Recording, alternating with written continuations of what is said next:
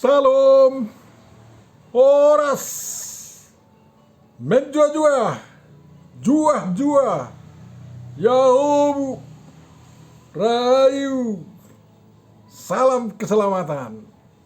Selamat bertemu Bapak Ibu saudaraku dalam channel ini, channel langsung lurus yang kita gunakan sekarang untuk memahami apa yang menjadi epistel untuk tanggal 4 Mei tahun 2025 yang oleh HKI hari yang digunakannya untuk merayakan ulang tahun HKI yang ke-98. Kita bersuka cita dengan epistel ini dan terima kasih bagi yang sudah mensubscribe dan yang belum mensubscribe kiranya bersedia mensubscribe, menambah persahabatan kita, dan kiranya ada juga yang hatinya tergerak untuk mendukung channel ini melalui nomor rekening yang diberitakan di sana. Untuk memulai perenungan kita Bapak Ibu Saudara Saudariku yang terkasih, mari kita terima penyertaan dari Tuhan kita Yesus Kristus dengan membaca apa yang ada di dalam Galatia 1 ya. Galatia 1 yang mengatakan, kasih karunia menyertai kamu dan damai sejahtera dari Allah Bapa kita dan dari Tuhan Yesus Kristus. Kasih karunia menyertai kamu dan damai sejahtera dari Allah Bapa kita dan dari Tuhan Yesus Kristus. Amin. Firman yang akan kita renungkan Bapak Ibu Saudara Saudariku yang terkasih ditentukan dari Mazmur 47. Semua ayatnya, ayat 1 sampai 10. Kita baca Mazmur ini yang diberi judul Allah Raja Seluruh Bumi untuk pemimpin biduan dari Bani Korah. Mazmur. Hai segala bangsa, bertepuk tanganlah, elu-elukanlah Allah dengan sorak-sorai. Sebab Tuhan yang maha tinggi adalah dahsyat, Raja yang besar atas seluruh bumi. Ia menaklukkan bangsa-bangsa ke bawah kuasa kita, suku-suku bangsa ke bawah kaki kita. Ia memilih bagi kita tanah pusaka kita, kebanggaan Yakub yang dikasihinya. Allah telah naik dengan diiring sorak-sorai. Ya Tuhan itu dengan diiringi bunyi sangkakala. Bermasmurlah bagi Allah, bermasmurlah, bermasmurlah bagi Raja kita, bermasmurlah. Sebab Allah adalah Raja seluruh bumi. Bermasmurlah dengan nyanyian pengajaran. Allah memerintah sebagai Raja atas bangsa-bangsa. Allah bersemayam di atas tahta-tahtanya yang kudus. Para pemuka bangsa-bangsa berkumpul sebagai umat Allah Abraham. Sebab Allah yang empunya perisai-perisai bumi, Ia sangat dimuliakan. Demikian firman yang akan kita renungkan. Tentu saja yang berbahagia adalah orang yang mendengarkan, memelihara, memahami, menghayati dan melakukan perintah firman Tuhan dalam perbuatan-perbuatan baik yang diinginkan dilakukan oleh orang lain juga. Amin.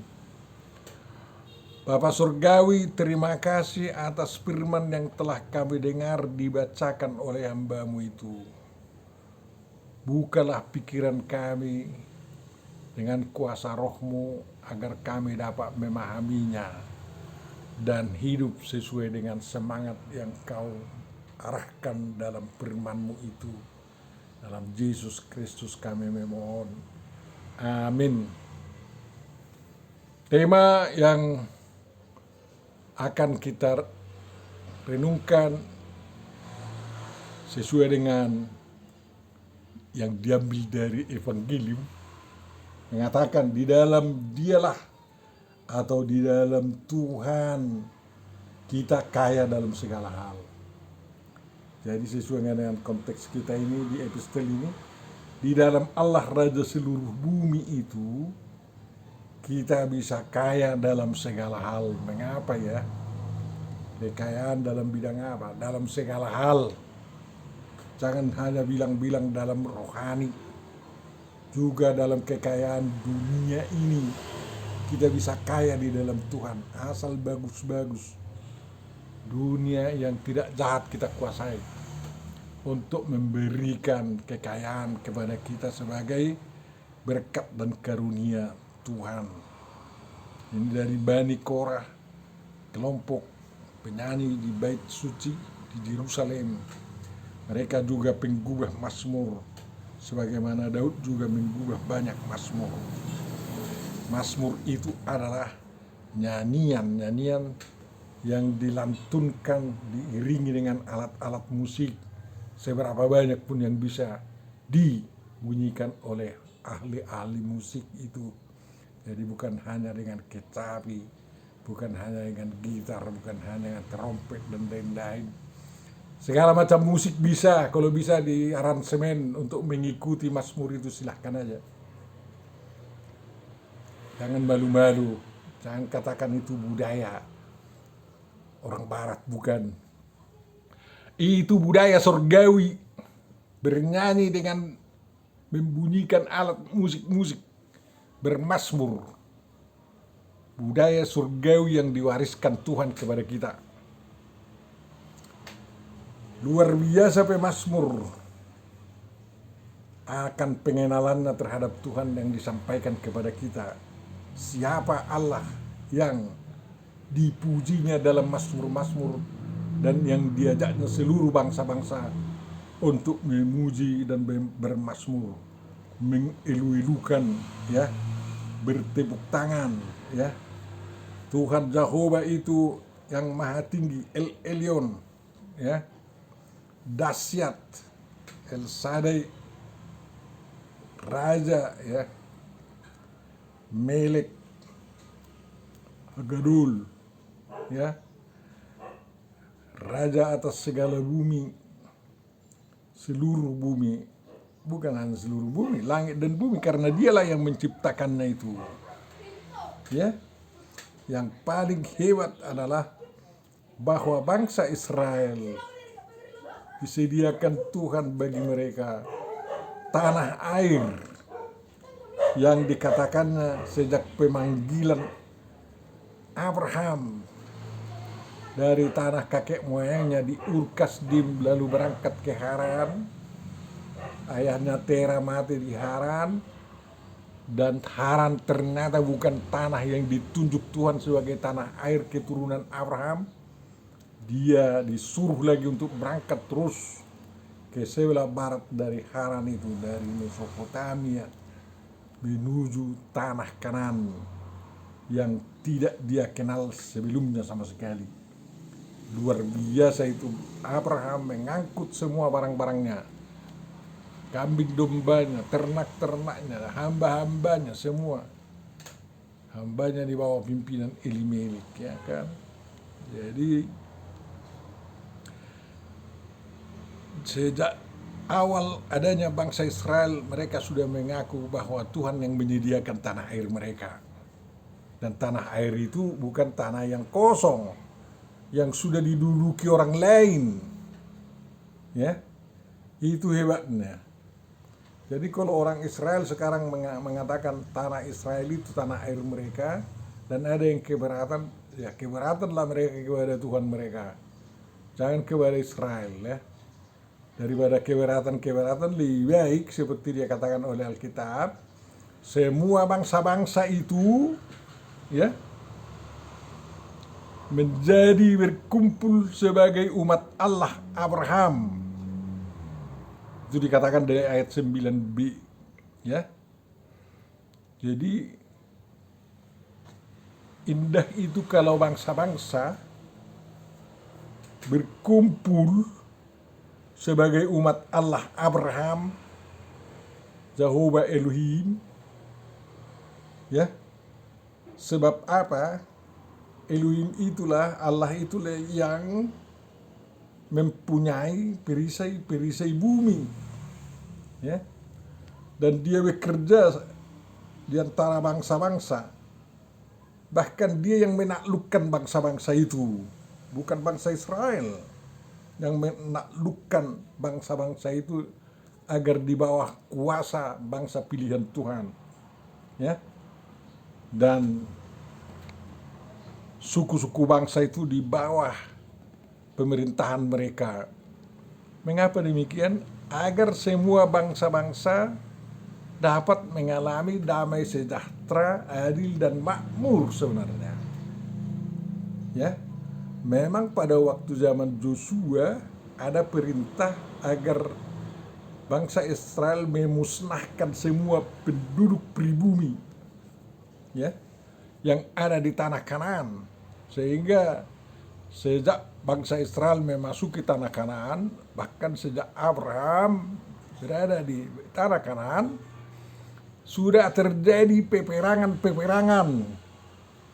Dan hebatnya Abraham, ya, langsung menang melawan Raja Kedorlaomer itu dan banyak raja-raja yang lain, dan mengusir mereka, ya. Dan mereka mengatakan, mengapa kalian pendatang ke sini? Tapi keturunan Abraham dan Ishak dan Yakub mengatakan, tanah ini diberikan Tuhan kepada kami, katanya. Memang Abraham membeli tanah di tanah Kanaan sebagai kuburan mereka, ya. Karena kalau kuburan seperti yang dibeli Abraham di Gua Mahpelah, kuburan itu menandakan tanah air lah itu. Bukan hanya tanah kelahiran, tetapi juga tanah kuburan. Jadi di mana tulang belulang, ya, kakek moyang semua itu suku bangsa, tempat itu adalah tanah airnya. Ya, Batak selalu mengumpulkan tulang belulang kakek moyangnya ke tanah Toba, ya. Karena mereka menganggap Toba itu tanah air mereka. Ya, digali tulang belulang itu di Maluku, kalau juga dikuburkan di sana atau di Jawa atau di mana. Sebenarnya aneh itu, ya. Tapi apa yang tersilip di dalam hati orang-orang yang membawa tulang belulang kakek moyangnya, ya, dari perantauan itu, karena itu bukan tanah nenek moyang kami, katanya gitu. Sama seperti tulang-tulang Yakub dibawa dari Mesir, tulang-tulang Yusuf juga dibawa dari Mesir ke tanah Kanaan, ya, dikubur di Kanaan. Yakub dikubur di Gua Mahpelah, kan. Yusuf dikubur di kuburan Rahel. Menandakan bahwa sejak itu sampai kepada abad manapun, sampai akhir zaman, tanah itu menjadi tanah kakek moyang mereka. Dan kalau bangsa-bangsa yang lain keberatan, ya bisa saja keberatan, ya. Tapi keberatannya kepada Tuhan, bukan keberatannya kepada bangsa Israel, sehingga tidak perlu bertempur.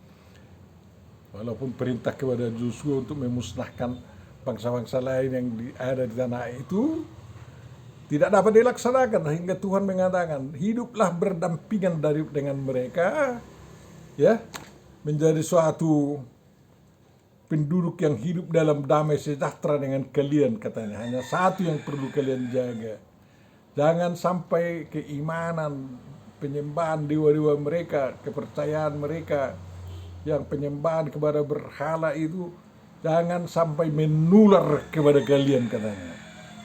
Dan memang sejarah Israel, kalau sempat agama mereka ditulari oleh agama-agama animisme, penyembahan berhala dan lain-lain, Tuhan menumpas mereka dan sempat dibuang dari tanah Kanaan, dibasmi habis. Tapi Tuhan mengembalikan mereka lagi ke sana. Tuhan mendirikan suatu raja, menegakkan suatu raja yang mengasihi mereka agar kisah Israel itu tidak hilang. Seperti yang terjadi di zaman Nebukadnezar dan zaman Raja Kores kan, suatu kerajaan Persia. Jadi apa yang dituliskan oleh Bani Korah ini memang benar dalam sejarah mereka kok, ya. Tuhan yang menaklukkan bangsa-bangsa, jadi tunduk kepada mereka, ya. Tuhan yang memberikan tanah air mereka itu, tanah kebanggaan bangsa Israel sampai sekarang, ya. Kalau ada orang Israel berada di Indonesia, sekarang di sini, tahun depan di Yerusalem katanya,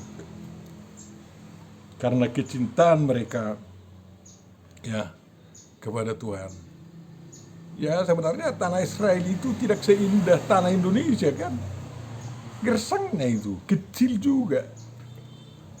Tidak ada sebesar provinsi Sumatera Utara itu. Tidak ada, kecil kali. Tetapi bagaimana? Orang Israel itu diberkati oleh Tuhan, ya. Keturunan Abraham itu diberkati oleh Tuhan, dan orang yang bekerja sama dengan Israel itu diberkati oleh Tuhan juga. Jadi itu bangsa Israel itu didirikan menjadi berkat bagi seorang bangsa-bangsa lain. Dan itu mereka buktikan juga sampai di zaman modern ini. Hanya pembenci-pembenci mereka ya dilawan di situ. Mana bisa tawar-menawar sama mereka itu, ya. Karena Tuhan mereka itu raja seluruh bumi, ya. Kalau ada Tuhan yang lain, ya Tuhan kalian lah itu. Kalau Tuhan kami raja seluruh bumi, kalian akui atau kalian tidak akui, katanya. Jadi dengan sendirinya mereka melihat Tuhan-Tuhan yang disembah orang lain itu Tuhan-Tuhan yang palsu dan berada di bawah kuasa daripada Tuhan yang disembah oleh bangsa Israel, yaitu Jehovah Elohim. Jadi itu yang didokumenkan mereka dalam kitab suci mereka, mulai dari kitab Kejadian dan sampai kepada kita di Kristen, ya, sampai Wahyu, ya. Jadi reaksi yang terbaik dari bangsa-bangsa di dunia ini, terutama di Israel itu, entah dari suku bangsa mana itu, ya, bermazmur memuji Tuhan, bukan berkelahi, bukan berperang. Sungguh sangat disesali terjadi perang dari zaman Abraham, ya, sampai sekarang pun masih terjadi perang. Tidak pernah berhenti perang di kalangan orang Israel ini. Ya, ada waktunya mereka mampus, ada waktunya mereka jaya juga, ya. Tapi untuk dimusnahkan sama sekali Tuhan tidak membiarkan mereka. Mereka harus berdiri tegak, ya. Dan nyanyian mereka juga nyanyian pengajaran, mengajarkan tentang kasih setia Tuhan kepada mereka, bagaimana memuliakan Tuhan di antara mereka. Itu dinyanyikan mereka, ya. Ya, jadi memang seperti bangsa Israel sekarang, ya, umat Allah Abraham itu di Israel itu sekarang bukan hanya suku Israel. Semua umat beragama ada di sana. Semua ras ada di sana, ya. Semua warna kulit ada di sana. Ada yang hitam, ada yang coklat, ada yang apa. Karena mereka sudah kembali kumpul dari seluruh bangsa-bangsa di dunia. Dan mereka punya hak yang sama. Makanya seperti pernah terjadi, ya, bangsa Palestina itu kalau gabung dengan Israel, mereka juga pasti sejahtera. Tapi kalau berperang pasti musnah. Itulah kita tangisilah sekarang itu bangsa Israel sipil itu dimusnahkan. Harus kita tangisi itu. Dan memang Israel itu terhadap musuhnya itu ya sangat biadab. Mereka terima ajaran dari Tuhan seperti itu, ya. Harus dibasmi bangsa yang memusuhi mereka, ya. Jadi walaupun ada sekarang mengatakan bahwa Israel kekurangan tentara, ya, satu orang aja bangsa Israel hidup dengan persenjataan yang serba modern sekarang ini, kalau itu dilepas semua seluruh dunia bisa hancur habis. ya habis. Jadi sebenarnya untuk apa perang-perang itu? Lebih baik saling mengasihi, saling berdamai, ya, dan mengatakan kita bangun bersama lah hidup agama kita, kehidupan kemanusiaan kita, dan lain-lain kan kayak gitu. Mari kita melihat diri sebagai umat Abraham, apalagi ini tiga agama ini, Kristen, Yahudi, Islam, itu sebenarnya adalah agama yang Abrahamistis kan. Tapi mengapa mereka tidak mau bekerja sama untuk membangun kemanusiaan? Aneh itu. Aneh. Hanya klaim kami yang benar, kami yang benar, kami yang benar. Akhirnya saling menerjang, saling menjelekkan dan lain-lain. Itu apa sebenarnya itu? Ya, kawan kita di sana mengatakan agamamu, agamamu, agamaku. Sebenarnya rahmatan lil alamin. Tuhan Yesus itu adalah rahmatan lil alamin. Ya, Tuhan Yesus satu-satunya, ya, entah itu diakui Nabi sebagai anak Allah, sebagai Tuhan. Yang benar terjadi adalah dialah rahmatan lil alamin. Makanya ada sangat dimungkinkan, ya, agama penganut agama Abrahamistis ini bisa bermazmur bersama, memuji Tuhan, ya, diiringi sangkakala, diiringi sorak-sorai, dan nyanyian-nyanyian merdu, mazmur-mazmur yang diiringi dengan segala macam musik yang bisa dimainkan serasi semua, dan itu sangat indah. Ini aneh memang kalau ada orang mentabukan musik itu musik barat katanya. Jangan katakan musik itu musik barat. Musik itu adalah anugerah Tuhan.